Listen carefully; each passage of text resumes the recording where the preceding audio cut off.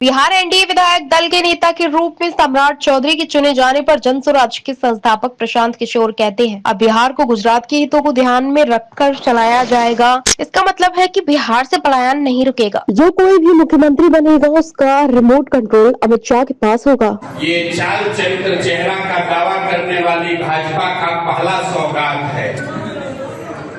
ऐसे व्यक्ति को मुख्यमंत्री बनाए हैं जिसका चाल चरित्र और चेहरा तीनों चर्चा का विषय होना चाहिए। लेकिन ये नई भाजपा है और इन्होंने दिखाया है कि बिहार को अब गुजरात से चलाया जाएगा। मैंने पहले भी कहा था, मुख्यमंत्री कोई भी बने, अब बिहार को गुजरात से चलाया जाएगा, गुजरात के हितों को ध्यान में रखकर चलाया जाएगा। और इसका मतलब है कि बिहार से पलायन बंद नहीं होगा।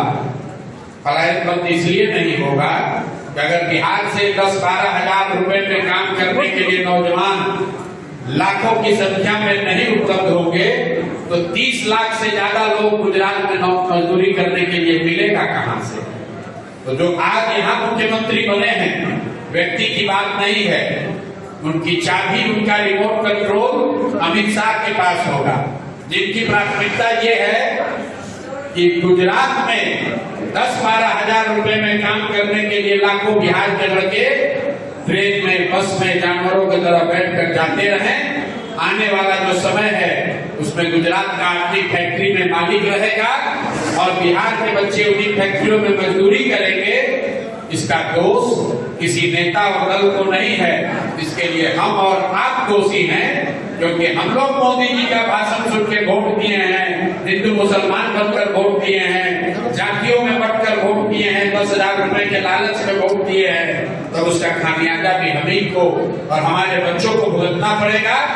जिस 10,000 की लालच में आपने वोट बेच दिया, वही 10,000 रुपए कमाने के लिए बिहार के बच्चों को जाकर गुजरात के, पंजाब के, दिल्ली के, बॉम्बे के फैक्ट्रियों में अपनी हड्डी गलानी पड़ेगी।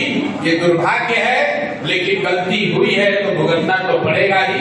यही बात आपको आज बताने आए हैं। सर, गांव के कार्यक्रम में शामिल हुए हैं। मैं आपका अररिया जन स्वराज की ओर से, यहाँ कार्यकर्ता साथियों की ओर से और मैं अपने व्यक्तिगत तौर पर आप सबका धन्यवाद कर रहा हूँ। जैसा कि आपने देखा, ये चुनाव के बाद अररिया जिला संगठन के महत्वपूर्ण साथियों के साथ पहली चर्चा है।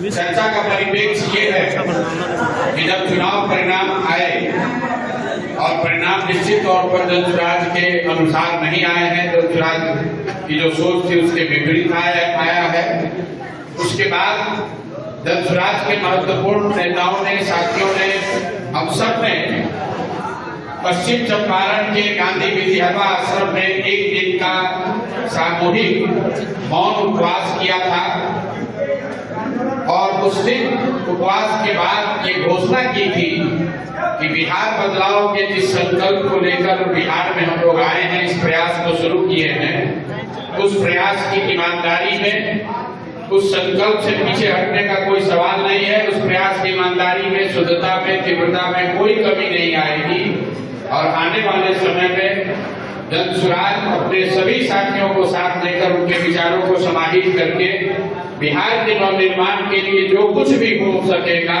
जो कुछ भी बन पड़ेगा, वो हम लोग आने वाले समय में करेंगे। ये बिहार नवनिर्माण का जो अभियान है वो सरकार बनने के 6 महीने के बाद शुरू होना है।